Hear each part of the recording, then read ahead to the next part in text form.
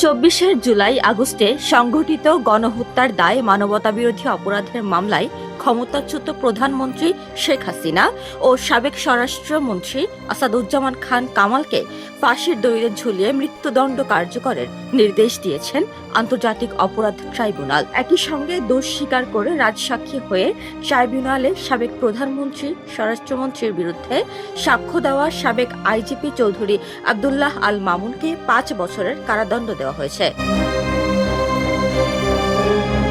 গণ অভ্যুত্থানের সময় হত্যাকাণ্ড সহ মানবতা বিরোধী অপরাধের ঘটনায় করা এটি প্রথম মামলা, যার রায় হলো আজ। রায়ের খবর প্রকাশ হতেই আন্তর্জাতিক অপরাধ ট্রাইব্যুনালের সামনে উল্লাস প্রকাশ করেন সাধারণ জনতা। এ সময় এই মুহূর্তে খবর এলো শেখ হাসিনার ফাঁসি হলো। দড়ি লাগলে দড়ি নেই, শেখ হাসিনার ফাঁসি দে স্লোগান দিতে থাকেন জনতা।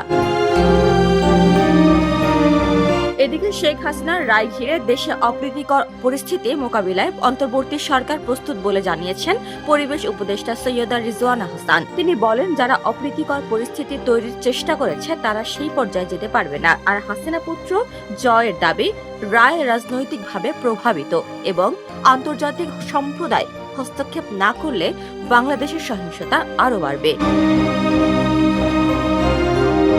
জাতিসংঘ জানায়, গত বছরের বিক্ষোভে নিরাপত্তা বাহিনীর গুলিতে প্রাণ হারায় প্রায় 1400 মানুষ, আহত হয় হাজারো। তৈরি পোশাক শিল্প ক্ষতিগ্রস্ত হয় ব্যাপকভাবে।